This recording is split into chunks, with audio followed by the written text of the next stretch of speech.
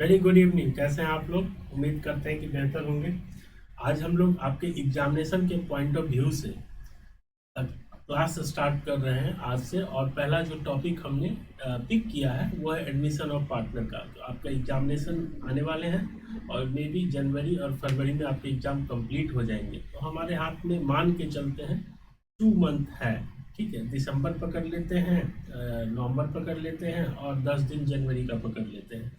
तो 2 मंथ में हम लोग सिलेबस कंप्लीट करेंगे। कंप्लीट सिलेबस में इसमें हम लोग पूरा पार्टनरशिप चैप्टर कवर करेंगे, जिसमें admission, retirement, death and dissolution होगा। इसके बाद हम लोग issue of share and issue of debenture and redemption करेंगे एंड कैश फ्लो करेंगे। बाद बाकी जो एक दो छोटे मोटे चैप्टर है उसको हम लोग एग्जामिनेशन पॉइंट ऑफ व्यू से देखेंगे। अगर सफिशिएंट टाइम हुआ तो कवर कर लेंगे। तो एडमिशन ऑफ पार्टनर में हम लोग जो पढ़ने वाले हैं उसको मैंने क्या किया है, छोटे छोटे क्लास में कन्वर्ट कर दिया है। क्योंकि स्टूडेंट कहते हैं जो कि सर भाई बहुत लंबी क्लास हो जाती है तो थोड़ी सी बोरियत होने लगती है। तो मैंने क्या किया है, देखिए, एडमिशन ऑफ पार्टनर जो चैप्टर है ये एक कॉम्बो है। कॉम्बो कहने का मतलब क्या हुआ, जो कि आपको ईच एंड एवरी क्वेश्चन में क्या सब देखने को मिलेगा और क्या सब करना पड़ेगा। तो आपको ईच एंड एवरी क्वेश्चन में रेशियो कैलकुलेट करना पड़ेगा। रेशियो में एक तो न्यू रेशियो कैलकुलेट करना पड़ेगा एंड सेकंड आपको सेक्रीफाइंग रेशियो कैलकुलेट करना पड़ेगा। फिर सेकंड स्टेप में आपको रीवैल्यूएशन अकाउंट बनाना पड़ेगा।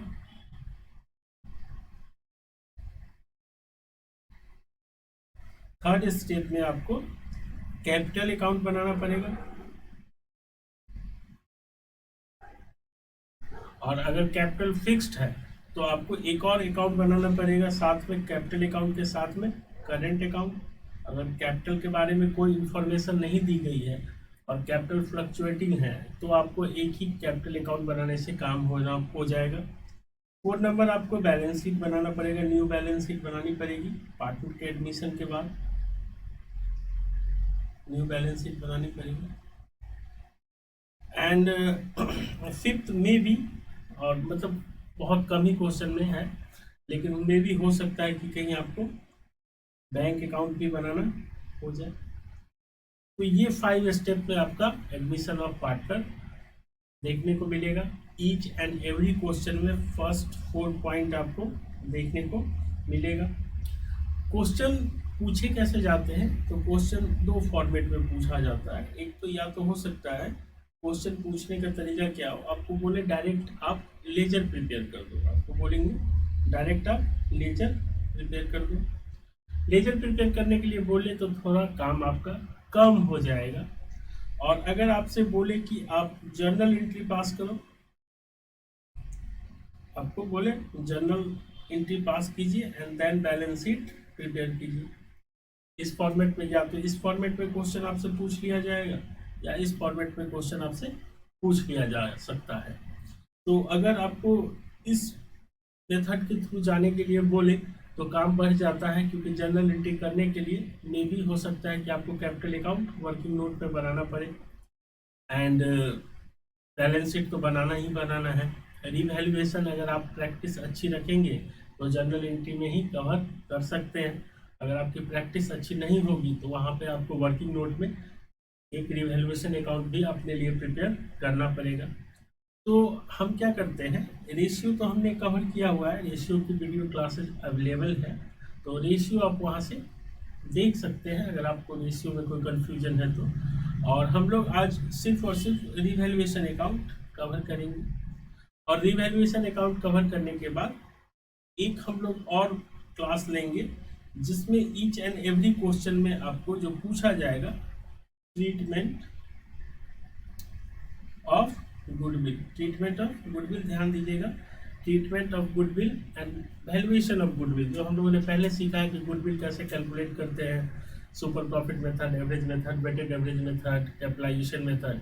तो उसके थ्रू आपको नॉर्मली एडमिशन वाले चैप्टर में ज़्यादातर क्वेश्चन में आपको गुडविल का अमाउंट दे दिया जाएगा और आपको बोलेगा कि इसका कैपिटल अकाउंट में ट्रीटमेंट दिखाना होगा आपको।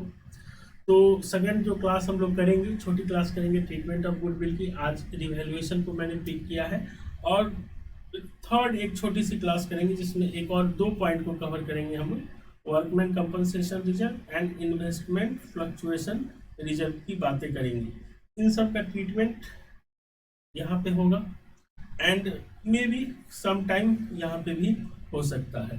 तो उन सारे छोटे छोटे पॉइंट को हम लोग कवर करेंगे एंड फिर हम लोग मेन क्वेश्चन जो कॉम्बो क्वेश्चन होगा जिसमें सारा पॉइंट का ट्रीटमेंट आएगा, वो इम्पोर्टेंट क्वेश्चन करेंगे। 6-7 क्वेश्चन मैक्सिमम अगर आप कर लेते हैं और जो ये छोटे छोटे पार्ट के जो क्लासेज अगर आप देख लेते हैं जिसमें हम लोगों ने अलग अलग ब्रेकअप करके उन पॉइंट को कवर किया है, तो सफिशियंट है। आप मन से देख लीजिए 1 से 2 बार, एक बार भी अगर ठीक से देख लें तो आप आराम से सीख जाएंगे। ऐसा कोई बहुत बड़ी बात नहीं है।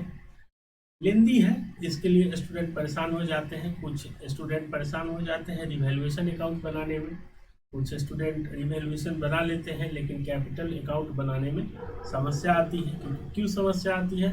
तो समस्या की वजह होती है treatment of goodwill and workman compensation reserve and investment fluctuation reserve, इनकी ट्रीटमेंट। और फिर कुछ स्टूडेंट अगर कैपिटल अकाउंट भी बना ले तो बैलेंस शीट बनाने में थोड़ा सा फंस जाते हैं। इसके पीछे कारण क्या है कि बैलेंस शीट में जो एडजस्टेड आइटम होती है वो आती है, ओल्ड बैलेंस शीट वाले आइटम नहीं आते हैं। Each and every item mostly change हो जाता है, उसकी वैल्यू चेंज हो जाती है, तो बैलेंस शीट मैच नहीं करता कुछ स्टूडेंट का।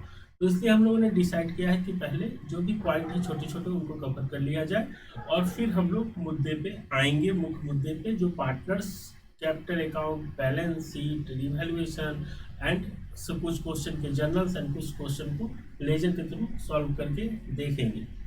तो आइए स्टार्ट करते हैं। सबसे पहले हमारा जो आज का टॉपिक है रिवैल्यूएशन, आज का जो हमारा टॉपिक है रिवैल्यूएशन, इसको हम लोग कवर करते हैं।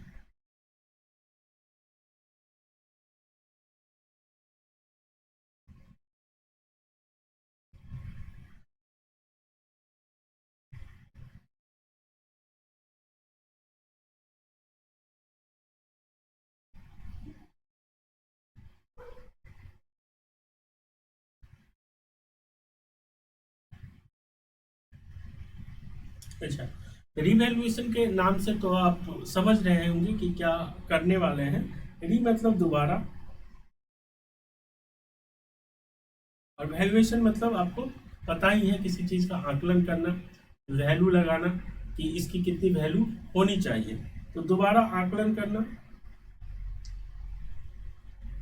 तो देखिए होता क्या है कि पार्टनरशिप का नाम सुनते ही तो आप जानते हैं कि जहाँ मिनिमम 2 पर्सन और मैक्सिमम पर्सन 50 हो सकते हैं।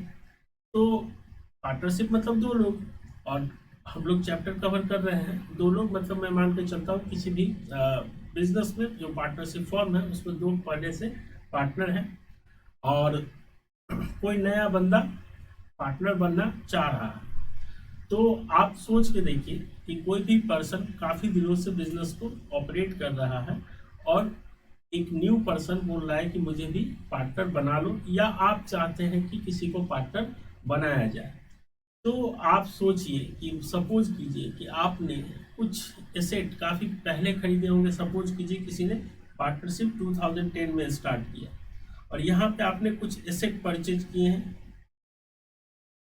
लाइक मान लेते हैं लैंड एंड बिल्डिंग, लाइक मान लेते हैं एक करेंट एसेट ले लेते हैं डेटा, स्टॉक। ये 3 आपका पिछले 10 ईयर से रोटेट होते आ रहा है। लैंड एंड बिल्डिंग तो फिक्स्ड है, तो आपने 2010 में परचेज किया तो अभी तक चला आ रहा है। डेटर आपका इंक्रीज डिक्रीज हो रहा है या कुछ डेटर आपके बैड डेट हो रहे हैं। स्टॉक आपका एवरी ईयर रोटेट हो रहा है, तो पहले हो सकता है कि कम स्टॉक था, अभी ज़्यादा स्टॉक है। और सपोज कीजिए कुछ लाइबिलिटी भी आपके ऊपर पहले से चल रही है, लाइक आपको क्रेडिटर को पेमेंट करना है या फिर कुछ आउटस्टैंडिंग एक्सपेंसेज हैं। तो ये सारे आइटम आपके काफ़ी पुराने हैं। अभी कोई बंदा बोल रहा है कि मैं आपकी फॉर्म में एडमिट होना चाह रहा हूँ एज ए न्यू पार्टनर, तो आप क्या सोचेंगे? आपके लिए सोचने के लिए एक पॉइंट तो बनता है। चलिए हम लोग लैंड एंड बिल्डिंग के पॉइंट ऑफ व्यू से ही सोचते हैं कि अगर आपने 2010 में 1 लाख रुपीज में कोई लैंड एंड बिल्डिंग खरीदा है, 1 लाख रुपीज में लैंड एंड बिल्डिंग खरीदा है और अभी 2025 चल रहा है, 2025 में इस लैंड एंड बिल्डिंग की वैल्यू 10 टाइम ले लेते हैं, 10 लाख रुपीज हो गई है, तो क्या उस बंदे को ये बेनिफिट फ्री में मिल जाना चाहिए? उस बंदे को ये बेनिफिट फ्री में मिल जाना चाहिए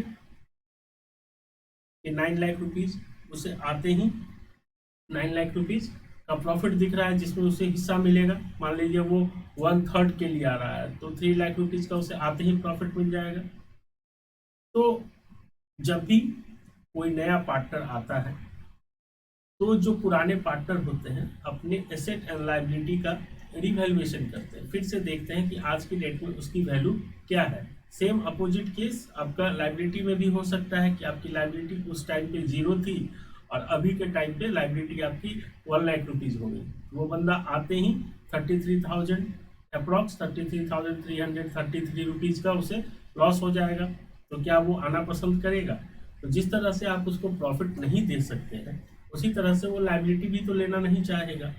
तो जब भी कोई नया पार्टनर आता है तो सामान्यतः यानी जनरली कोई भी पार्टनरशिप फॉर्म अपने एसेट एंड लायबिलिटी का रिवैल्यूएशन करती है, दोबारा से आकलन करती है कि आज के डेट में हम क्या किस सिचुएशन में बैठे हुए हैं, टोटल एसेट जितना इंक्रीज हुआ या डिक्रीज हुआ, या फिर टोटल लायबिलिटी जितनी इंक्रीज हुई या डिक्रीज हुई उसको नेट ऑफ कर लेते हैं। नेट ऑफ मतलब क्या, ऐसे समझ लीजिए मोटा मोटी कि जैसे जो भी एसेट बढ़ गया उसको एक तरफ लिख दीजिए, उससे जो एसेट माइनस हो गया उससे माइनस कर दीजिए, जो लायबिलिटी आपकी बढ़ गई है उसको माइनस कर दीजिए, जो लायबिलिटी आपकी कम हो गई उसको प्लस कर दीजिए और फिर नेट अमाउंट निकाल लीजिए। तो या तो आपके एसेट एंड लायबिलिटी की वैल्यू पॉजिटिव होगी या फिर आपके एसेट एंड लायबिलिटी की वैल्यू निगेटिव होगी।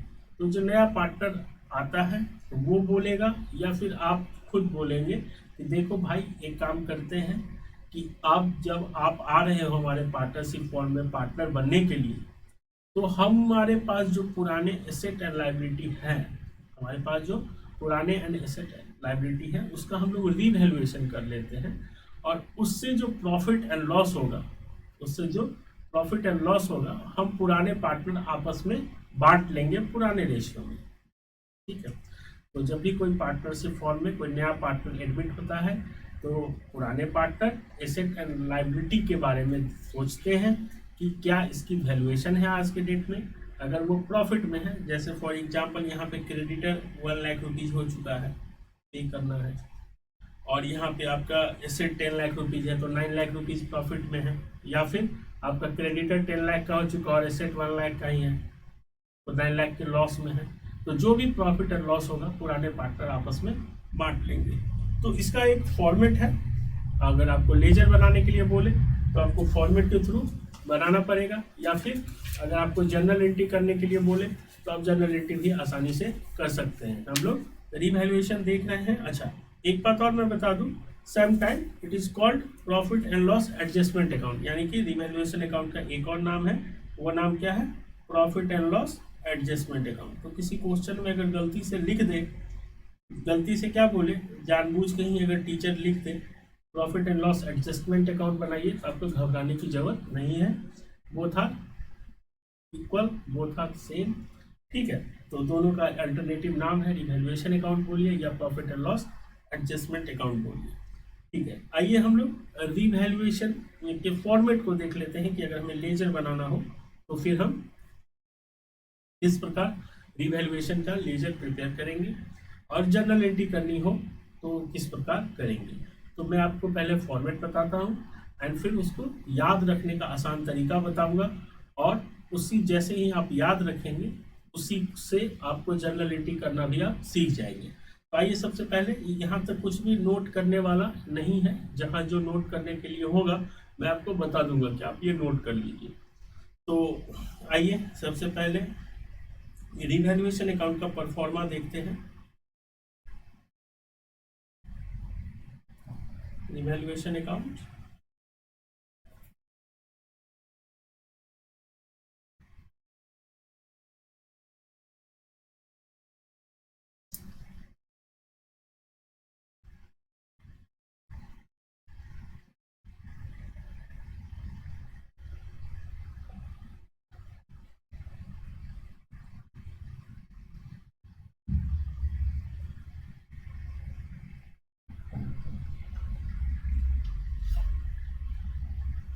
एक मिनट थोड़ा वेट कीजिए,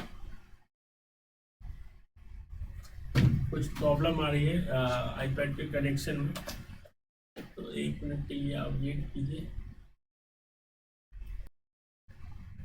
सो रिवैल्यूएशन अकाउंट का हम लोग परफॉर्मा देख रहे हैं, यानी फॉर्मेट देख रहे हैं। तो रिवैल्यूएशन अकाउंट भी टी शेप में आप प्रिपेयर कर सकते हैं, जैसे आपने पहले से जानते हैं टी शेप फॉर्मेट क्या होता है, आपने कई सारे जगहों पे देखा है, ट्रेडिंग अकाउंट, बैलेंस शीट।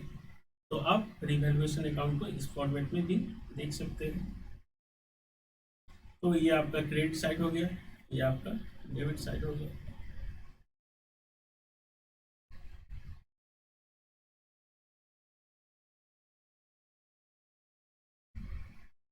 ये आपका पार्टिकुलर्स, जैसा आप पहले से जानते हैं, अमाउंट, पार्टिकुलर्स, अमाउंट। अच्छा, डेबिट साइड में अच्छा जो भी हम लोग पढ़ेंगे, तो या तो आपके पास दो ऑप्शन है। ऑप्शन नंबर वन क्या है कि आपके पास रट्टा लगाने का एक मेथड है कि आप रट्टा लगा लीजिए, तो आसान है, जो जिनको याद रहता है। जो लोग समझ के पढ़ना चाह रहे हैं उनको मैं कंसेप्ट भी बता दूंगा, उसके थ्रू भी आप याद रख सकते हैं। तो डेबिट साइड में हम लोग क्या क्या आइटम डालते हैं पहले वो देख लीजिए। तो डेबिट साइड में हम लोग जो आइटम डालते हैं वो अगर अगर एसेट की वैल्यू डिक्रीज हो, decrease in value of asset, तो आप खुद कॉमन सेंस लगा लीजिए कि अगर डेबिट साइड में हम लोगों ने डाला है कि एसेट की वैल्यू डिक्रीज हो, तो अपोजिट भी ले सकते हैं कि अगर किसकी वैल्यू इंक्रीज हो, increase in value of liability. ठीक है, और फिर क्रेडिट साइड में जो डेबिट साइड में हमने लिखा है इसका ठीक opposite, by increase in value of asset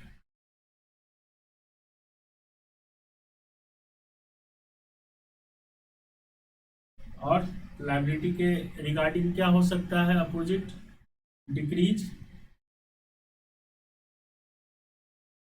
in value of liability.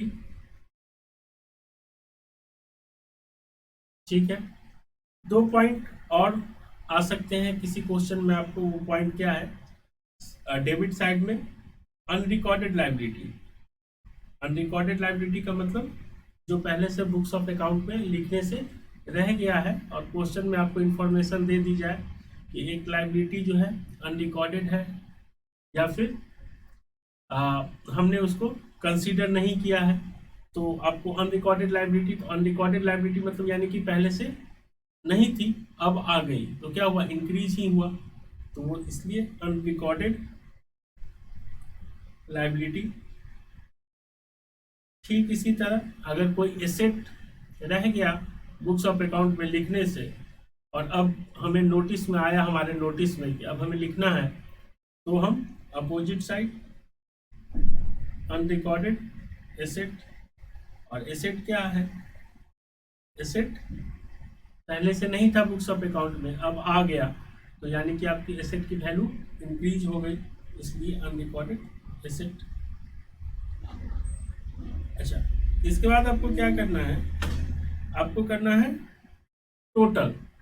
इसके बाद आपको क्या करना है, देखिए अगर आपके पास स्टडी मटेरियल है तो आप देखेंगे तो आपको स्टडी मटेरियल में रिवैल्यूएशन अकाउंट का फॉर्मेट मिल जाएगा, तो आप चाहें तो यहाँ से भी लिख सकते हैं। अगर आपके पास स्टडी मटेरियल है तो आपको लिखने की ज़रूरत नहीं है, आप वो उसको भी रेफर कर सकते हैं।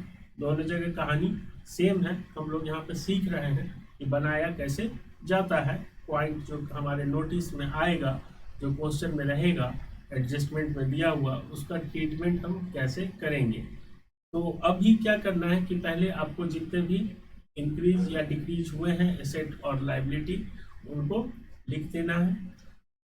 उसके बाद आपको सेम ट्रीटमेंट करना है जैसे आप ग्रॉस प्रॉफिट कैलकुलेट करने में करते थे या फिर नेट प्रॉफिट कैलकुलेट करने में करते थे। आपको अगर आइडिया लग जा रहा है कि किस साइड ज़्यादा है, अगर क्रेडिट साइड अगर आपका टोटल कर लीजिए, क्रेडिट साइड टोटल कर लेना है आपको, और फिर डेबिट साइड भी टोटल कर लेना है। तो डेबिट साइड और क्रेडिट साइड को टोटल कर लीजिए। अगर आपका क्रेडिट साइड ज़्यादा है, यानी कि देखिए अगर increase in value of asset बोलते हैं, यानी कि आपकी संपत्ति में एसेट में डेवलपमेंट हुआ है, बढ़ा है, ठीक है, इंक्रीज हुआ है। और decrease in value of liability के बारे में अगर आप सोचें तो आप ध्यान से देखिए कि अगर आपकी लायबिलिटी डिक्रीज हो गई है, सपोज कीजिए आपके जेब में 100 रुपये और किसी को आपको 50 रुपये पे करना था लेकिन अब पे नहीं करना है, तो क्या हुआ, आपकी लायबिलिटी डिक्रीज हो गई। लायबिलिटी डिक्रीज हो गई इट मीन्स आपका एसेट इंक्रीज कर गया। लायबिलिटी डिक्रीज का मतलब क्या हुआ कि आपका एसेट इंक्रीज कर गया, क्योंकि पहले 50 रुपये देने थे अब देने नहीं हैं। तो अगर दे दिए होते या देना होता तो आपका एसेट कितना बचता, 50 रुपये ही, क्योंकि आपके पॉकेट में 100 रुपये थे और 50 आपने पे कर दिया।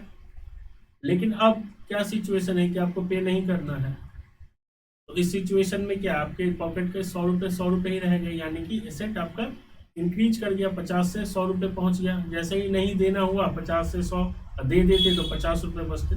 तो दोनों एक ही बात है। ये भी क्या है, decrease in value of liability भी क्या हुआ, एसेट इंक्रीज हो रहा है। अनरिकॉर्डेड एसेट अगर आपने रिकॉर्ड कर लिया तो वो भी क्या है, एसेट इंक्रीज कर रहा है। और एसेट इंक्रीज करने का मतलब क्या हुआ, आप ज़्यादा वेल्दी हैं, आपके पास ज़्यादा पैसा है। और अपोजिट साइड अगर आप देखें तो क्या है, decrease in value of asset, यानी आपके संपत्ति में कमी हो रही है। Increase in value of liability, पहले किसी को 50 रुपये देने थे अब 75 रुपीज़ देने हैं, तो सिर्फ एसेट कितना बचेगा, 25 रुपये ही। तो वो भी क्या है, decrease in value of asset. और अनरिकॉर्डेड लायबिलिटी आ गई, पता चला कि अरे यार एक टेलीफोन बिल तो पे करना ही छूट गया, तो फिर आपकी एसेट में कमी आएगी। तो ये सब क्या है, इधर क्या है, एसेट इंक्रीज हो रहा है क्रेडिट साइड, संपत्ति में वृद्धि, संपत्ति में वृद्धि, संपत्ति में वृद्धि। और इधर क्या है, संपत्ति में कमी, यानी कि आपके पास अब ज़्यादा वेल्दी है, तो क्रेडिट साइड टोटल करने पे अगर अमाउंट ज़्यादा आता है, और अपोजिट साइड क्या है, संपत्ति में कमी, यानी कि लॉस, ऐसे समझ लीजिए मोटा मोटी। तो इधर क्या है, प्रॉफिट कह सकते हैं, और अपोजिट साइड क्या है, लॉस कह सकते हैं। अपोजिट साइड क्या कह सकते हैं, लॉस कह सकते हैं। तो अगर आपका प्रॉफिट ज़्यादा है और लॉस कम है तो आपका डेबिट साइड क्या कैलकुलेट होकर आएगा, to profit on revaluation account. और जो प्रॉफिट आया है रिवैल्यूएशन अकाउंट में, जो भी पुराने पार्टनर हैं, सपोज मान लेते हैं एक्स एंड वाई 2 पार्टनर हैं, और उनमें आपको ओल्ड रेशियो में बांट देना है, ओल्ड रेशियो में बांट के यहाँ पे लिख देना है। और यहाँ का जो अमाउंट है वो कैपिटल अकाउंट में चला जाएगा, यहाँ का अमाउंट है वो कैपिटल अकाउंट में चला जाएगा, क्योंकि ये प्रॉफिट है। और कैपिटल अकाउंट में कहाँ जाएगा, तो क्रेडिट साइड। क्रेडिट साइड क्यों, कि एक फॉर्मेट आप याद कीजिए, ओल्ड कैपिटल से न्यू कैपिटल कैसे कैलकुलेट करते हैं, याद है, ओल्ड कैपिटल से न्यू कैपिटल कैसे कैलकुलेट करते हैं, 11th क्लास में आपने पढ़ा था एक चैप्टर, वहां पे आपने सीखा था कि ओल्ड कैपिटल में क्या करते हैं, प्रॉफिट प्लस कर देते हैं, ओल्ड प्रॉफिट प्लस कर देते हैं। तो वही ओल्ड कैपिटल में क्या हो जाएगा, ये प्रॉफिट प्लस हो जाएगा। तो जहां पे आपका कैपिटल पॉजिटिव कैपिटल लिखा होगा वहीं के नीचे आपको रिवैल्यूएशन प्रॉफिट लिख देना है पुराने पार्टनर में, और जो भी प्रॉफिट होगा उसको पुराने रेशियो में बांट देंगे। अगर सपोज कीजिए लॉस साइड ज़्यादा हो गया तो आपको क्या आएगा, रिवैल्यूएशन पे लॉस, यानी loss on revaluation, loss on revaluation. और इसको भी आपको क्या करना है, पुराने पार्टनर में पुराने रेशियो में बांट देना है। तो इसका क्या करेंगे, कैपिटल से माइनस कर देंगे, कैपिटल से माइनस कर देंगे। तो कैपिटल से माइनस कैसे होगा, तो जहां पे कैपिटल लिखा हुआ है उसके अपोजिट साइड में लिख देंगे। देखेंगे हम लोग कैपिटल अकाउंट बनाएंगे तो वहां पे देखेंगे कि कैसे इसको हम लोग लिखते हैं कैपिटल अकाउंट में। तो जो कैपिटल में प्लस और माइनस, इसमें इन बातों को ध्यान में रखिए। तो प्लस अगर करना है तो कैपिटल के साथ लिख दीजिए, और माइनस करना है तो कैपिटल के अपोजिट लिख दीजिए। तो ये आपका रिवैल्यूएशन अकाउंट का परफॉर्मा है, फॉर्मेट है, ठीक से देख लीजिए, लिमिटेड पॉइंट है। और जो रटने वाले भाई बहन हैं उनको याद रखने के लिए मैं बता दूं कि देखिए, अगर आपको लिखना है तो लिख लीजिए वीडियो को पॉज करके, नहीं अगर आपके बुक्स में है अवेलेबल, आपके पास है बुक, तो आप वहाँ रेफर कर सकते हैं। चलिए देखिए, हमने दो साइड बनाया था, एक डेबिट साइड बनाया था और एक क्रेडिट साइड बनाया था। तो आपको क्या करना है, कोई एक साइड का पॉइंट याद रखना है, और कौन से साइड का पॉइंट याद रखना है, तो आप डेबिट साइड का पॉइंट याद रखिए। डेबिट साइड में सबसे पहले हमने क्या लिखा था, decrease in value of asset. तो डी से डेबिट और डी से डिक्रीज, क्या डिक्रीज वैल्यू ऑफ एसेट्स। तो जहां पे एसेट डिक्रीज में हमने लिखा तो ये डायरेक्ट है, और इनडायरेक्टली कैसे बोल सकते हैं कि एसेट डिक्रीज हुआ है, तो लायबिलिटी इंक्रीज हो गई, इंक्रीज लायबिलिटी। और एक और तरीके से कैसे बोल सकते हैं, एक और तरीके से कैसे बोल सकते हैं कि हमारी एसेट की वैल्यू कम हो गई, तो अनरिकॉर्डेड लायबिलिटी आ गई। तो डी साइड वाले को याद कर लीजिए। तो डी से, और डी से डिक्रीज इन एसेट, यानी कि एसेट कम लायबिलिटी ज्यादा, लायबिलिटी ज्यादा, ये भी लायबिलिटी ज्यादा, ये भी लायबिलिटी ज्यादा, और ये एसेट कम, ठीक है। और ठीक इसका अपोजिट क्रेडिट साइड में लिखना है, यहां से डिक्रीज एसेट तो इंक्रीज एसेट, इंक्रीज लायबिलिटी तो डिक्रीज लायबिलिटी, अनरिकॉर्डेड लायबिलिटी तो अनरिकॉर्डेड एसेट। तो जिनको रट्टा लगाना है वो रट्टा लगा लीजिए, और जिन जो समझ गए उनके लिए ठीक है। अच्छा,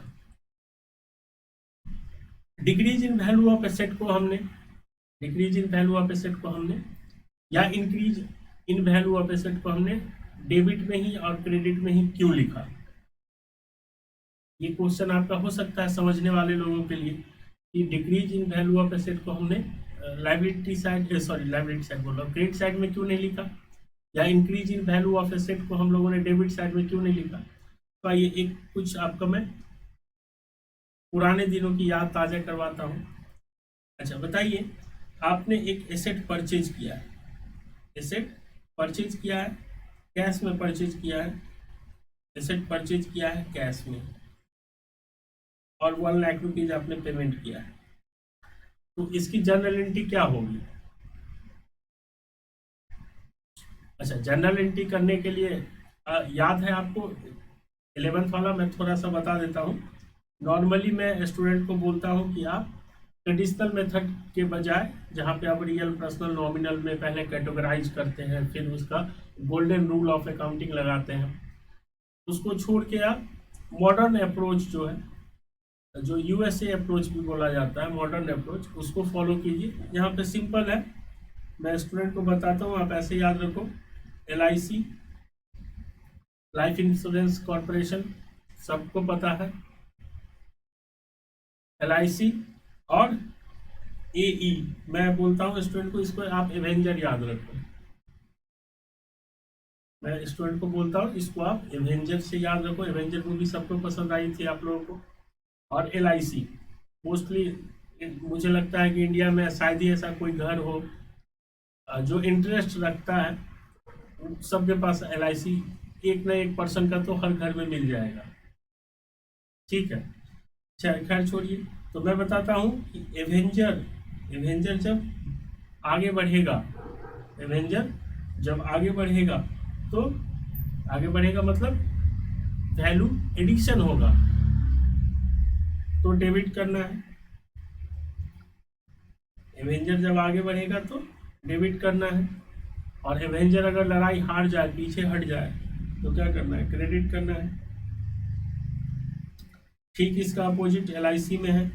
LIC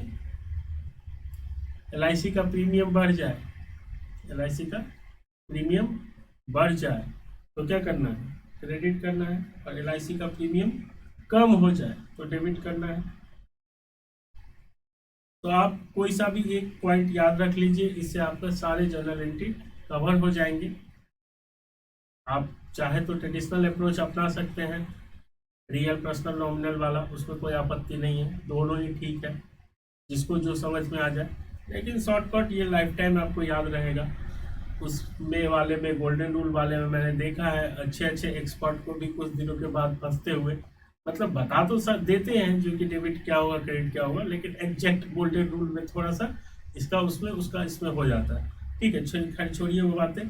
तो जब आप एसेट परचेज करते हैं तो क्या हुआ, एवेंजर की वैल्यू बढ़ गई, एसेट आपने खरीदा है यानी एसेट बढ़ गया, इंक्रीज हो गया। तो एसेट इंक्रीज होगा तो क्या लिखा हमने, डेबिट कर देंगे। तो मान लेते हैं कोई भी एसेट है, क्या ले ले, मशीनरी ले ले।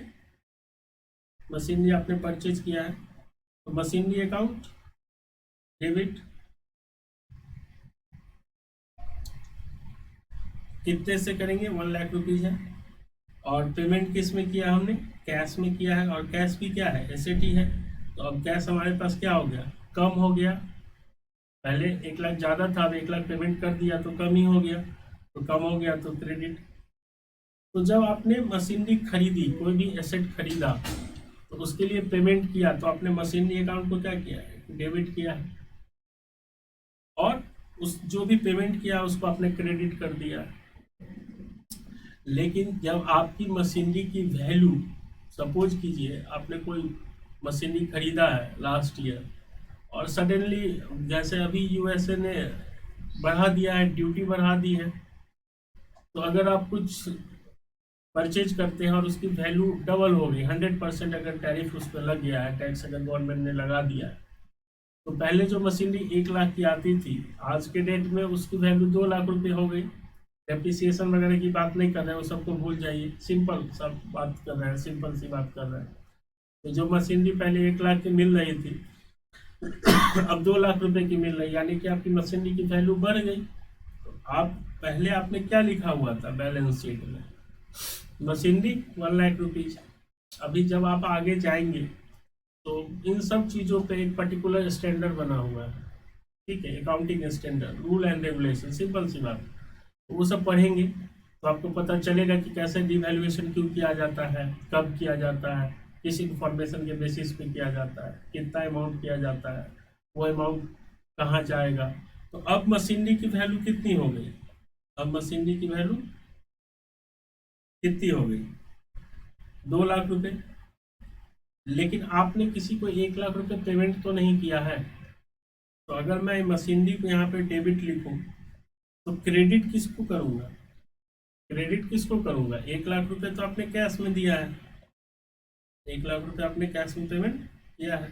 लेकिन इन 1 लाख रुपए का क्या, इस 1 लाख रुपए का क्या, तो इसके लिए रिवैल्यूएशन अकाउंट क्रिएट किया जाता है, रिवैल्यूएशन रिजर्व। और जब वैल्यू बढ़ेगी तो रिवैल्यूएशन अकाउंट में डाल देंगे, क्योंकि मशीनरी 2 लाख रुपए की बैलेंस शीट में एसेट साइड में डालेंगे तो लायबिलिटी से मिसमैच हो जाएगा। तो लायबिलिटी साइड में भी तो कुछ आना चाहिए, तो लायबिलिटी साइड में ये रिवैल्यूएशन चला जाएगा, रिवैल्यूएशन चला जाएगा 1 लाख रुपीज का। तो ये रिवैल्यूएशन कहाँ पे है, क्रेडिट साइड में है। तो जब मशीनरी की वैल्यू इंक्रीज हुई तो हमने कहाँ डाला, increase in value of asset, revaluation के क्रेडिट साइड में। ठीक अपोजिट केस, अगर मशीनरी 50,000 की वैल्यू ही रह जाए, 50,000 की वैल्यू रह जाए, तो अब आपसे बैलेंस शीट में क्या करेंगे, 1,00,000 रुपीज को 50,000 कर देंगे, तो फिर मिसमैच हो जाएगा। मिसमैच हो जाएगा तो रिवैल्यूएशन अकाउंट से फिर उतना माइनस कर देंगे, यानी रिवैल्यूएशन अकाउंट को डेबिट कर देंगे। एसेट की वैल्यू कम हो जाएगी तो क्या होगा, एसेट की वैल्यू कम हो जाएगी तो क्या होगा, बढ़ गया तो डेबिट किया, घट जाएगा तो क्रेडिट। तो डेबिट किसको करेंगे, तो डेबिट हम लोग करेंगे रिवैल्यूएशन अकाउंट। ठीक है, तो इसके पीछे जो कारण है वो मैंने आपको बता दिया। अगर आपको कारण ठीक से समझ में आया तो आपके लिए जर्नल एंट्री एकदम आसान हो जाएगी। तो चलिए पहले मैं आपको कुछ पॉइंट क्वेश्चन के थ्रू मैं आपको समझाने की कोशिश करता हूँ। तो ज़्यादातर क्वेश्चन तो इस पे हम लोग करेंगे नहीं, तो क्योंकि हर क्वेश्चन में जब हम लोग मेन क्वेश्चन करेंगे पार्टनरशिप का, कैपिटल अकाउंट जब पूरा बनाएंगे रिवैल्यूएशन कैपिटल बैलेंस शीट, तो ईच एंड एवरी क्वेश्चन में ऑलमोस्ट रिवैल्यूएशन अकाउंट आपको कैलकुलेट करना होगा, बनाना होगा, ड्रॉ करना होगा। तो वहाँ पे बड़े क्वेश्चन देखेंगे। तो जर्नल एंट्री पहले देख लेते हैं कि अगर क्वेश्चन में आ जाए कि जर्नल एंट्री पास करो, तो उसको हम लोग कैसे सॉर्ट आउट करेंगे, कैसे जर्नल एंट्री करेंगे। अगर आप ऊपर वाली बातों को ठीक से समझ गए तो मैं आपको जर्नल एंट्री बताता हूँ और साथ साथ में आप समझ भी जाएंगे। और फिर हम कुछ पॉइंट डिस्कस करेंगे। ऑलमोस्ट जितने भी क्वेश्चन आपको देखने को मिलेगा सब में वही पॉइंट रहता है, एक ही पॉइंट, मतलब 80% क्वेश्चन ना सिमिलर होता है, 80% क्वेश्चन सिमिलर होता है। ओनली 20% क्वेश्चन, ओनली 20% जो क्वेश्चन में डेटा रहता है वो डिफरेंट होता है और वही आपको सीखना है। तो मैं कंसेप्ट वाइज हर जगह बताऊंगा। नॉर्मली देखिए एडमिशन ऑफ पार्टनर में अगर आप रिवैल्यूएशन ठीक से कर लेते हैं और ट्रीटमेंट ऑफ गुडविल ठीक से कर लेते हैं, दो बातें अगर आप ठीक से कर लेते हैं तो समझिए 80% काम आपका हो जाता है। सिर्फ 20% में एडजस्टमेंट ऑफ कैपिटल के रिगार्डिंग रहता है, या थोड़ी बहुत बातों से आपको क्वेश्चन को ट्विस्ट कर दिया जाता है, वो सब हम लोग देखेंगे आने वाले क्लास में। तो आइए पहले हम लोग रिवैल्यूएशन का जर्नल एंट्री सीख लेते हैं। जर्नल एंट्री मैं ऐसे ही रफली कर रहा हूँ, आप लोग प्रॉपर फॉर्मेट में कीजिएगा। तो जर्नल्स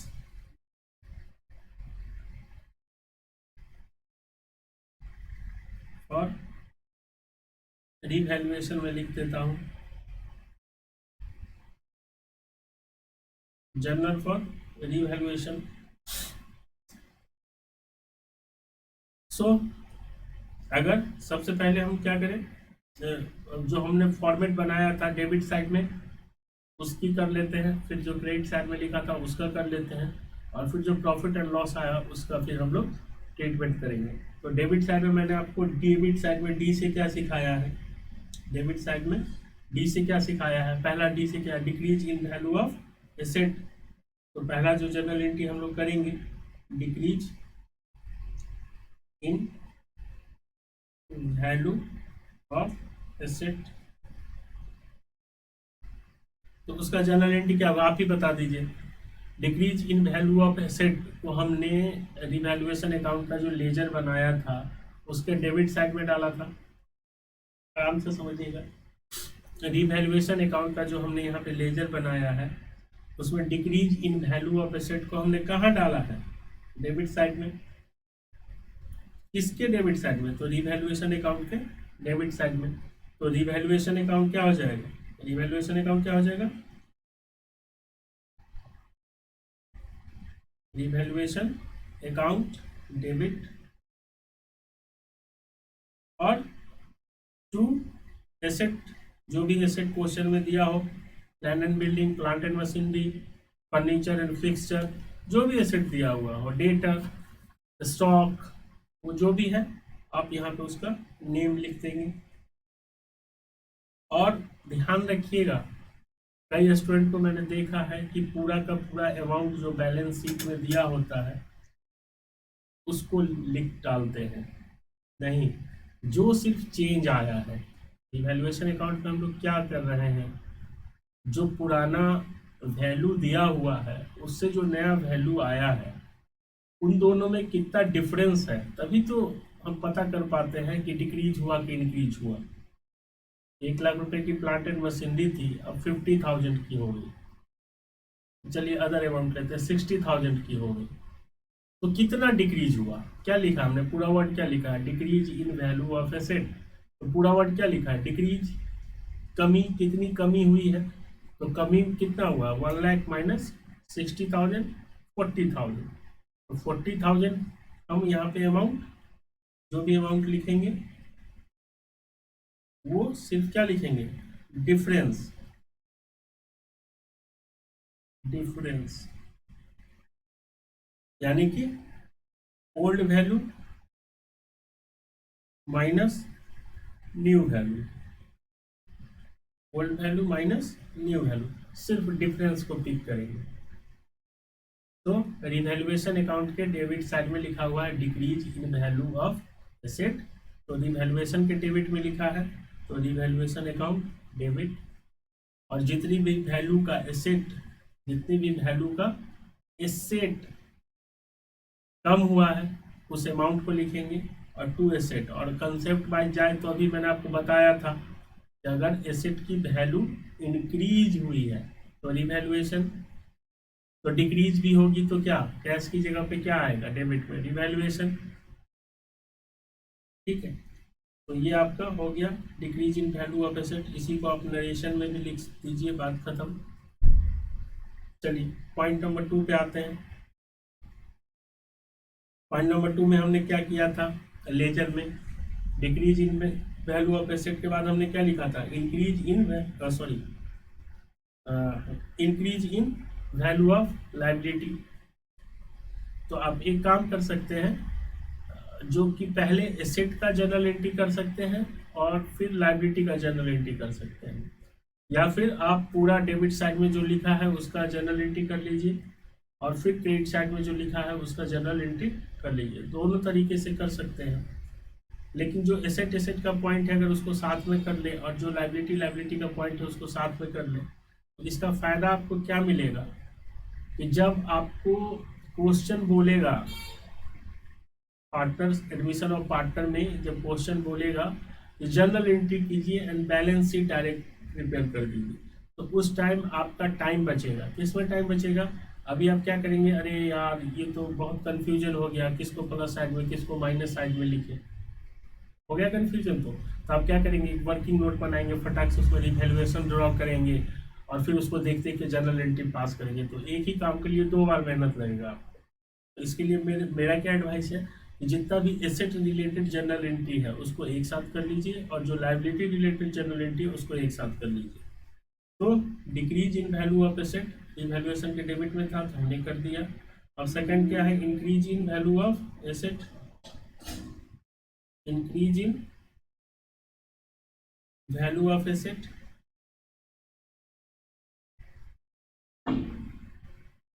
तो अब आप सोचिए, मैंने अभी तुरंत बताया था कि अगर कोई मशीनरी 1 लाख रुपए की थी और वैल्यू 2 लाख रुपए हो गया, तो एसेट की वैल्यू बढ़ गई, तो एसेट कहाँ जाएगा, डेबिट में।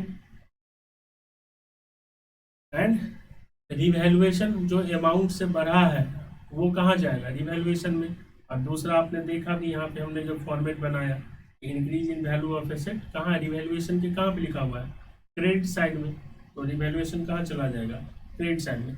कई तरीके हैं सोचने के लिए, आप जैसे चाहें वैसे सोच सकते हैं, जो आपको ठीक लगे, जो आपको ठीक लगे उस मेथड को आप यूज कर लीजिए, उसी को पकड़ लीजिए, उसी को बार बार प्रैक्टिस कीजिए। तो क्या है, जो कि आपका काम आसान हो जाएगा।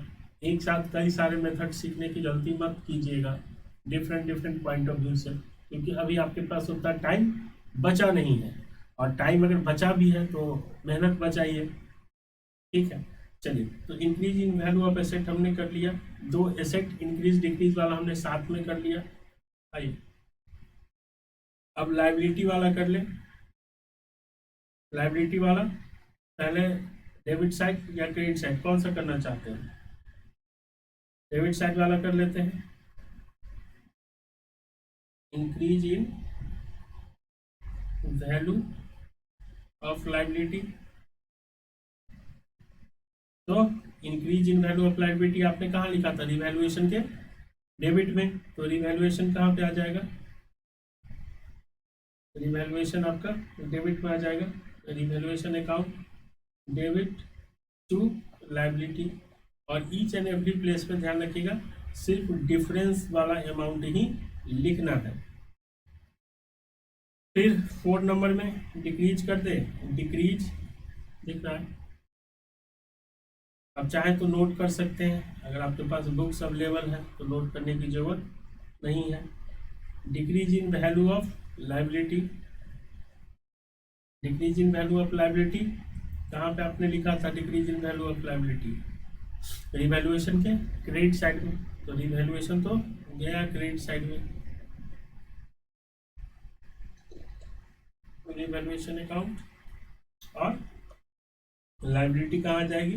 डेबिट में।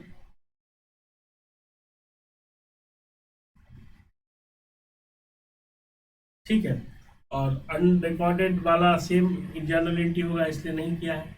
अनरिकॉर्डेड वाला में एसेट हो या लायबिलिटी हो, क्योंकि आपको पता है अनरिकॉर्डेड एसेट है तो इंक्रीज ही हो रहा है, और अनरिकॉर्डेड लायबिलिटी है तो लायबिलिटी इंक्रीज हो रही है। सो ये है। इसके बाद हम लोग को क्या करना है आपको पता ही है, जो हम लोग टोटल करते हैं। यहाँ पे आप कैसे टोटल कर सकते हैं? जितने भी डेबिट में रिवैल्यूएशन है उनको एक साथ पिक कर लीजिए, टोटल कर लीजिए, और जितने भी रिवैल्यूएशन आपके क्रेडिट साइड में है उनको पिक कर लीजिए, टोटल कर लीजिए। और टोटल करने के बाद आपको पता ही है कि अगर क्रेडिट साइड अगर ज़्यादा है तो इट मीन्स प्रॉफिट है, अगर क्रेडिट साइड कम है तो लॉस है।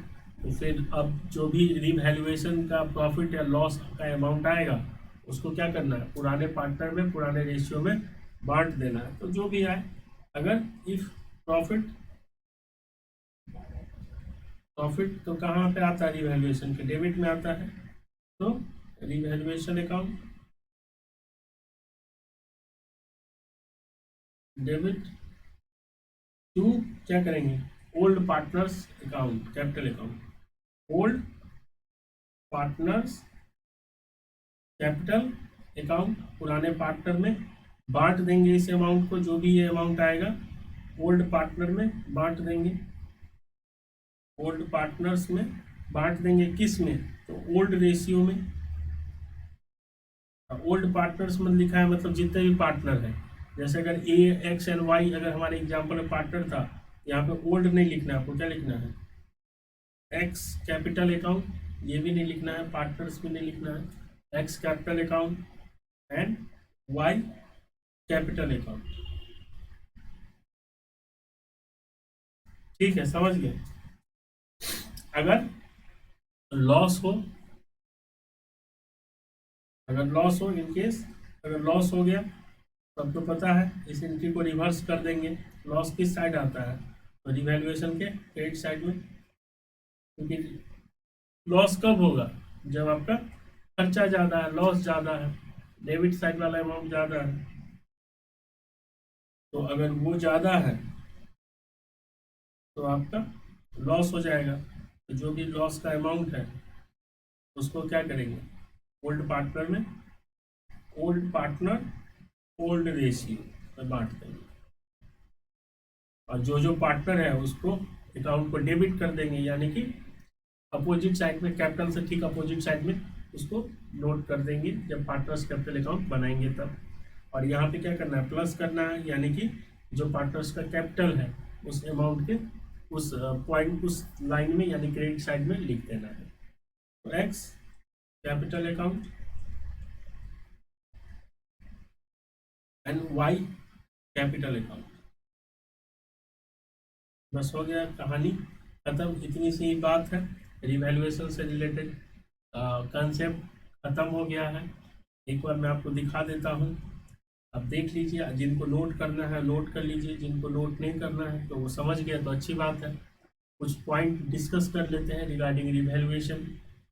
एंड फिर आज की क्लास खत्म कर देंगे, क्योंकि रिवैल्यूएशन पे सेपरेट क्लास में ज़्यादा टाइम देने का कोई मतलब नहीं है, क्योंकि जब हम लोग पूरा क्वेश्चन कंप्लीट क्वेश्चन सॉल्व करेंगे, इन दैट टाइम आप देखेंगे ईच एंड एवरी क्वेश्चन में हम लोग रिवैल्यूएशन से रिलेटेड पॉइंट डिस्कस कर रहे हैं। तो वहाँ पे ये कन्फ्यूजन नहीं आएगी, क्योंकि मैं देखता हूँ जो ऑफलाइन क्लासेज होती है उसमें स्टूडेंट अभी तो सीख जाते हैं, फिर बाद में जब मेन क्वेश्चन स्टार्ट होता है, क्योंकि आपका रिवैल्यूएशन से मुलाकात फिर होगी रिटायरमेंट और डेथ वाले में, तो उस टाइम पे स्टूडेंट भूल जाते हैं कि डेबिट में किसको डाले, क्रेडिट में किसको डाले, कभी पूरा अमाउंट उठा के डाल देंगे, कभी कुछ कर देते हैं।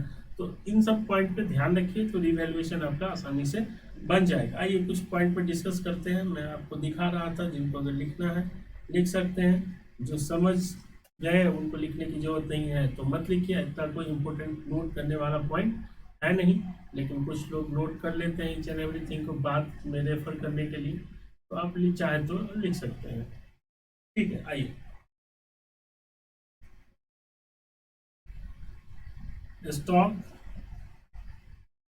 Is under value, stock is under value by 10%। ये पॉइंट रहेगा क्वेश्चन के बॉटम में, जिसको हम लोग एडजस्टमेंट बोलते हैं। वहाँ पे सिंपल एक पॉइंट रहेगा स्टॉक इज, और पहले कहानी बता दिया जाएगा कि ये पार्टनर आ रहा है, इस रेशियो के लिए आ रहा है, इतना कैपिटल आ रहा है, इतना गुडविल आ रहा है। अब जब वो आ रहा है तो रिवैल्यूएशन के पॉइंट ऑफ व्यू से ये पॉइंट सब कंसीडर किया गया है, और लिख दिया जाएगा stock is under valued bye 10%। तो आपको बैलेंस शीट में जाके देखना है कि स्टॉक की क्या वैल्यू दी हुई है। स्टॉक की वैल्यू सपोज कुछ भी मान लीजिए, आप मान लीजिए 50,000 है, तो बैलेंस शीट में स्टॉक की वैल्यू क्या है 50,000। तो आप इसका क्या ट्रीटमेंट करेंगे, तो यहाँ पे देखिए स्टॉक इज अंडर वैल्यू। तो स्टॉक क्या है, एसेट है, स्टॉक क्या है एसेट है, और एसेट है तो decrease in value of asset, decrease in value of asset. तो अगर इवैल्यूएशन का आप लेजर बना रहे हैं तो डेबिट साइड में लिख दीजिए टू स्टॉक, बात खत्म। और कितने से हो रहा है बाई 10%, बाई 10% मतलब इसका 10%, यानी कि इसका 10%। क्या मैं ठीक बोल रहा हूं?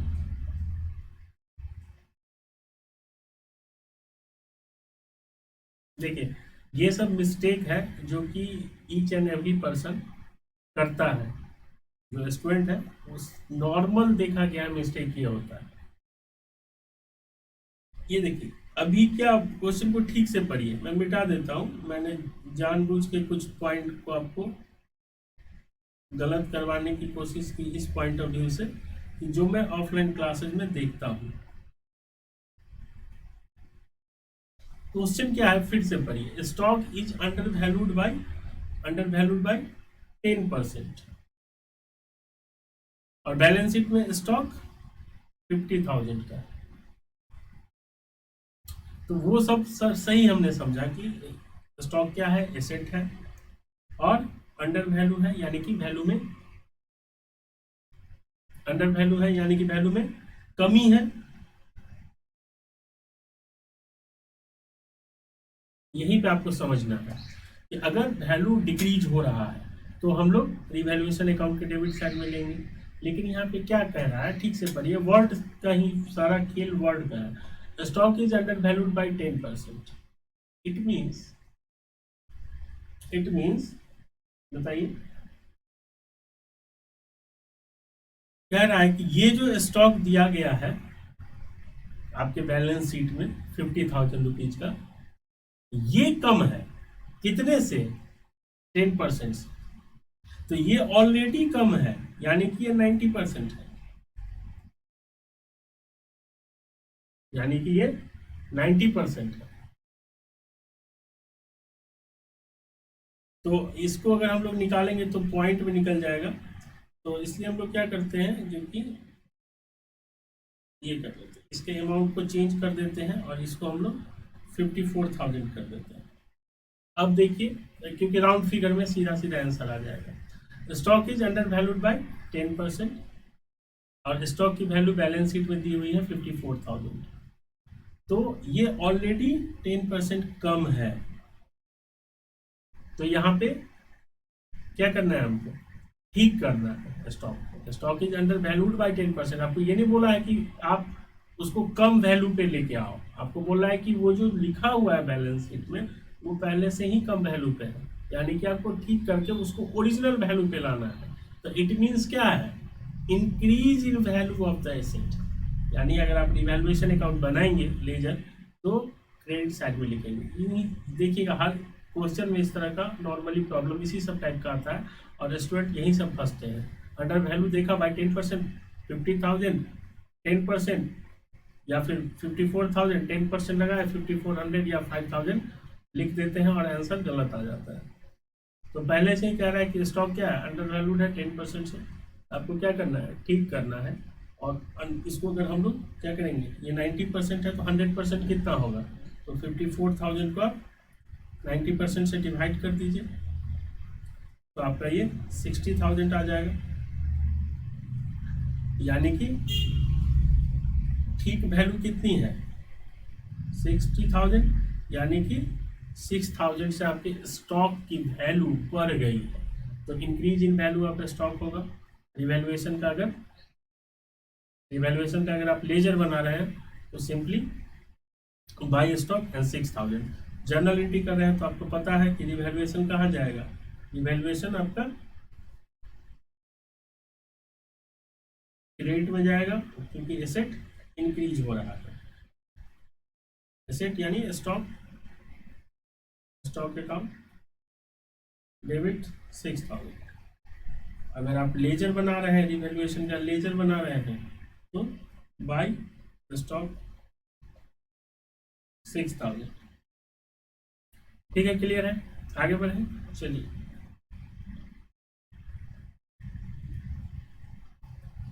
सेकंड पॉइंट पे चलते हैं। सेकंड पॉइंट देखिए क्या कह रहा है, stock is over valued bye 10%। और बैलेंस शीट में क्या वैल्यू दी हुई है, बैलेंस शीट में वैल्यू दी हुई है 66,000। तो स्टॉक क्या है, ओवर वैल्यूड है। स्टॉक तो एसेट है, तो एसेट है यानी कि एसेट में इंक्रीज या डिक्रीज होगा।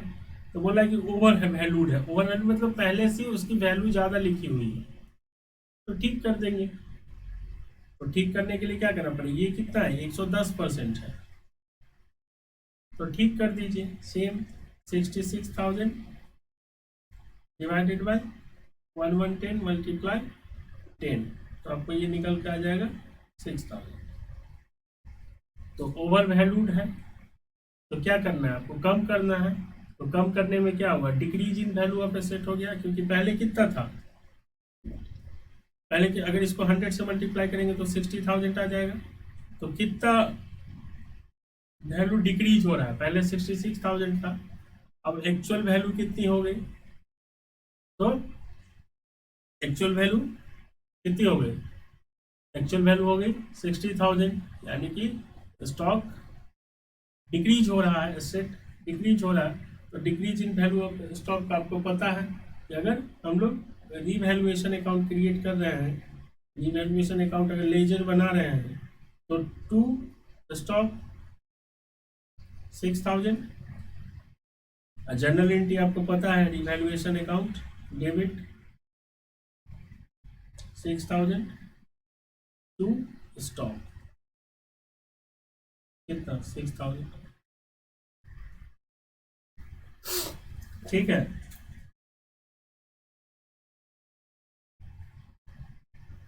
चलिए आगे बढ़ते हैं।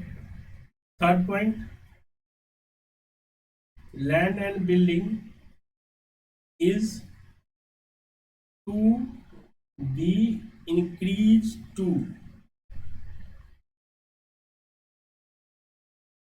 5 लाख। और बैलेंस शीट में क्या लिखा हुआ है, एसेट साइड में बैलेंस शीट में लिखा हुआ है 4 लाख। अच्छा ध्यान दीजिएगा, मैं हर जगह पे आपको नोटिस करवाता जा रहा हूँ, जहाँ जहाँ पे मैं ऑफलाइन क्लासेस में देखता हूँ स्टूडेंट गड़बड़ करते हैं। क्वेश्चन पढ़िए ठीक से, लैंड एंड बिल्डिंग क्या है, एसेट है, is to be increase to,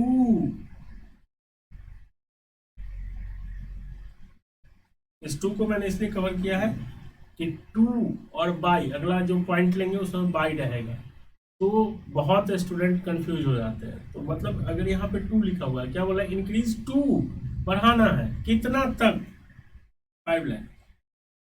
तो अभी वैल्यू कितनी है, 1 लाख, यानी कि न्यू वैल्यू क्या होगी, न्यू वैल्यू क्या होगी, 5 लाख, यानी कि कितना इंक्रीज हो गया एसेट, 1 लाख। तो रिवैल्यूएशन अकाउंट अगर बना रहे हैं तो आपको पता है, रिवैल्यूएशन अकाउंट बना रहे हैं तो by land and building 1 lakh rupees, and journal entry कर रहे हैं तो लैंड एंड बिल्डिंग इंक्रीज हो गई है 1 लाख से, और जो वैल्यू इंक्रीज हो गई है उसके लिए कुछ पेमेंट तो कर नहीं रहे हैं। तो जब पेमेंट नहीं कर रहे हैं तो सबका सेटलमेंट कहाँ कर रहे हैं हम लोग, रिवैल्यूएशन अकाउंट में। क्लियर है?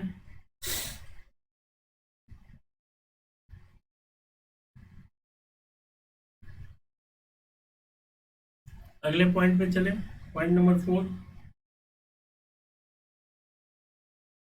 पॉइंट नंबर 4 क्या कह रहा है कि land and building to be increased by 5 lakh, and balance sheet में वैल्यू क्या दी हुई है, 4 लाख। सेम क्वेश्चन है, देखिए सेम क्वेश्चन है, ये और ये डिट्टो है। Land and building to be increase to 5 lakh, and यहाँ पे क्या, land and building is to be increase by 5 lakh. तो बस ये टू और बाय लगाने से क्या हो गया, क्वेश्चन पूरी तरह से बदल गया। पहले क्वेश्चन में क्या था कि जो लैंड एंड बिल्डिंग है उसको इंक्रीज करके 5 लाख रुपए की वैल्यू पहुंचानी है, तो पहले से कितनी थी, 4 लाख रुपीज, तो हमने क्या कर दिया, 1 लाख रुपीज से 1 लाख रुपीज से इंक्रीज हो गया लैंड एंड बिल्डिंग। और इस सिचुएशन में क्या है, आप देखिए, land and building is to be increase by 5 lakh, यानी कि जो 4 लाख की वैल्यू है उसमें प्लस 5 लाख कर देना है, जो 4 लाख की वैल्यू है उसमें 5 लाख कर देना। तो दोनों जगह में अमाउंट में डिफरेंस आ गया, वहां पे वैल्यू ही 5 लाख रखनी थी और यहाँ वैल्यू को 5 लाख से बढ़ाना है। तो revaluation account and general entry का ट्रीटमेंट सेम होगा, इसमें तो कुछ बताने की जरूरत नहीं है, बस अमाउंट चेंज हो जाएगा। तो इस टू और बाई को ध्यान रखेंगे, क्योंकि यहाँ पे मैंने बहुत सारे स्टूडेंट को गलती करते हुए देखा है।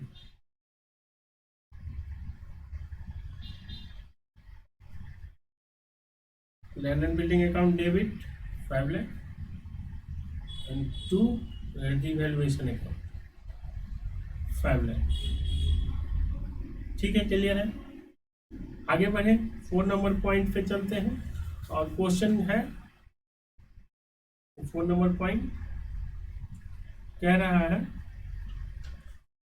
नहीं 4 तो हो गया ना, 5 कह रहा है कि एक डेटर है, क्वेश्चन कह रहा है कि एक डेटर है, उसके यहाँ ड्यू है आपका 40,000। एक डेटर है मतलब कोई पर्सन है जिसने आपसे उधार लिया है, उसके यहाँ 40,000 रुपये आपके बाकी थे, 40,000 रुपीज। आपने क्या कर दिया, इसको बैड डेट, इसको कन्वर्ट कर दिया कहाँ पे, कन्वर्ट कर दिया बैड डेट में। बैड डेट यानी कि प्रॉफिट एंड लॉस अकाउंट के डेबिट साइड में आपने इसको डाल दिया, खर्चा मान लिया, लॉस मान लिया, नुकसान मान लिया। सडनली आपको वो किसी गली मोहल्ले के मिल जाता है, तो फिर वो क्या करेगा, मिल गया तो क्या मजबूरी है, क्या बोलेगा, दे देता हूँ पैसा। और उसने आपको कितना दिया, ओनली 30,000 रुपीज, ओनली 30,000 आपको पेड किया है, और हाथ पर अब नहीं दे पाएंगे, माफ कर दीजिए, यानी कि फुल सेटलमेंट हो गया।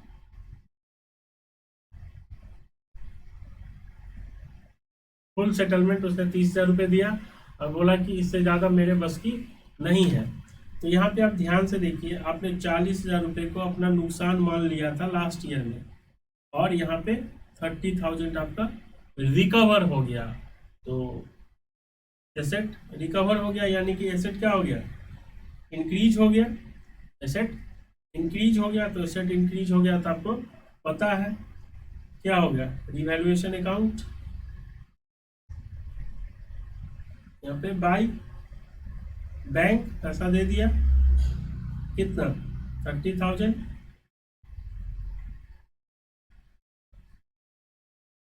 30,000 बैंक की जगह पे आप बैड डेट रिकवर भी लिख सकते हैं, बेटर रहेगा। बैड डेट रिकवर लिखिए तो क्लैरिटी रहेगी कि कहाँ से आया।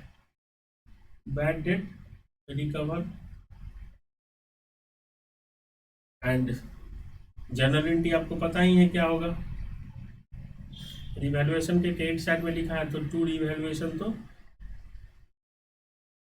30,000 और बैड डेट रिकवर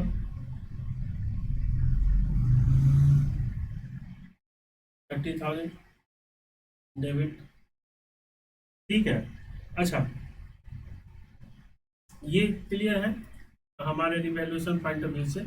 लेकिन जब इस तरह का क्वेश्चन अगर आएगा, इस ऐसा पॉइंट आएगा, तो आपको दो जर्नल एंट्री पास करनी पड़ेगी, क्योंकि दो ट्रांजैक्शन हुआ है।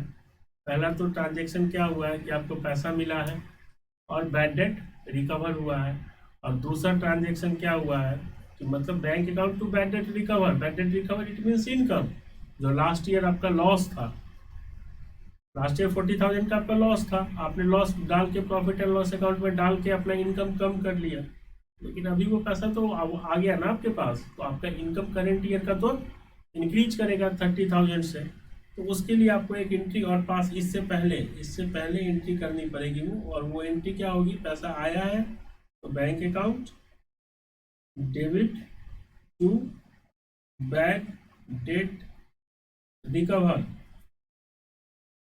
30,000। ठीक है, क्लियर है। इस सिचुएशन में आपको दो एंट्री भी करनी पड़ सकती है। आगे बढ़े, पॉइंट नंबर 6 देखते हैं।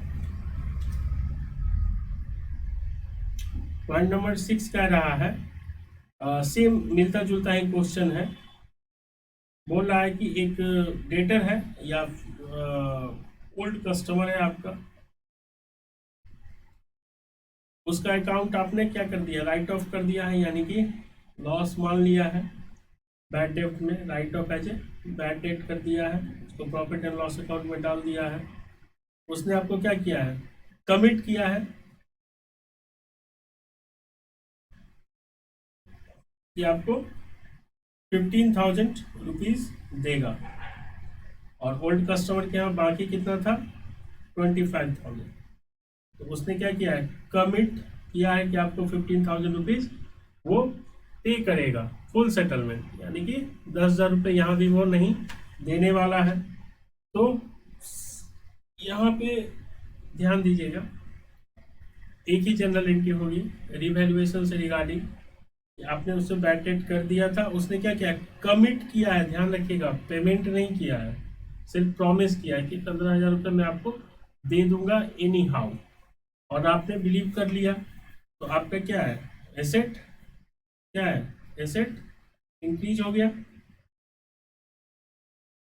आपने जो मर चुका था पैसा आपके बुक्स ऑफ अकाउंट में, यहाँ उसको आपने क्या किया, अकाउंट में पहले लेके आया कि भाई पैसा आएगा, यानी जो मर चुका है वो जिंदा है, पहले आपने क्या किया, उसको अकाउंट में जिंदा किया है। और पिछले वाले पॉइंट में क्या किया था आपने, पैसा मिल गया था, तो पहले आपने रिसीव किया और फिर आपने क्या किया, रिवैल्यूएशन में लेके आए आप उसको कि उतना से हमारा अमाउंट रिसीव हो गया, बैड डेट रिकवर हो गया, इनकम में कन्वर्ट हो गया। लेकिन यहाँ पे क्या हुआ, सिर्फ कमिट किया है, यानी कि वो सिर्फ एसेट बना है, ऐसा भी आपका इनकम नहीं बना है, वो सिर्फ आपका क्या बना है, एसेट बना है। तो डेटर इंक्रीज हो गया, यानी एसेट इंक्रीज हो गया। तो टू रिवैल्यूएशन, लेजर नहीं बना रहा हूँ मैं, आप समझ गए कि लेजर में कहाँ पे लिखना है 15,000, लेजर में आपको पता ही है कहाँ लिखना है, यहाँ पे बाय डेटर। क्लियर है, आगे बढ़े नेक्स्ट पॉइंट पे, लायबिलिटी रिगार्डिंग कह रहा है कि एक लायबिलिटी थी आप पे, आपने एक लाइबिलिटी थी 20,000 की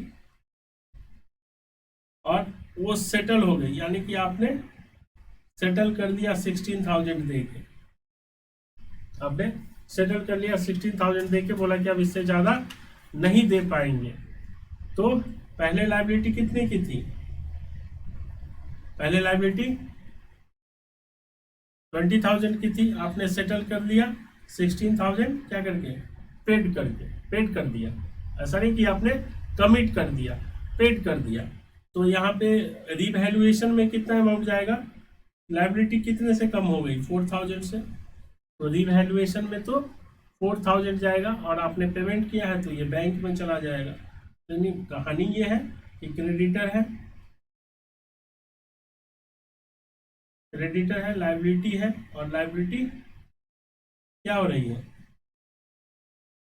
लाइबिलिटी क्या हो रही है? डिक्रीज हो रही है। तो बैंक से आपने पेमेंट कर दिया है 16,000 का,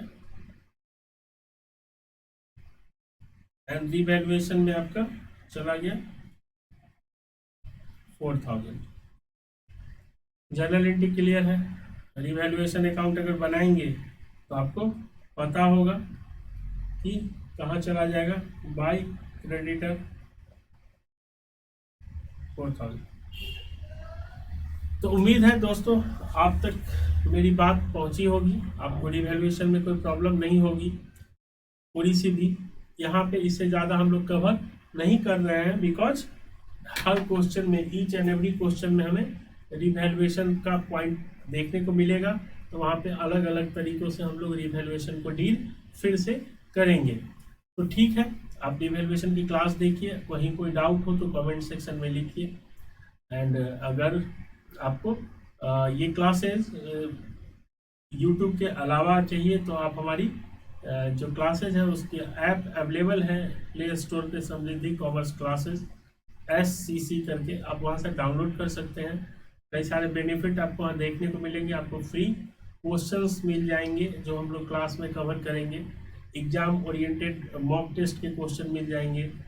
तो आप फ़ायदा लें, सब कुछ फ्री ऑफ कॉस्ट है आपके लिए। Thank you very much. पसंद आए तो लाइक, शेयर एंड सब्सक्राइब जरूर कीजिएगा। धन्यवाद।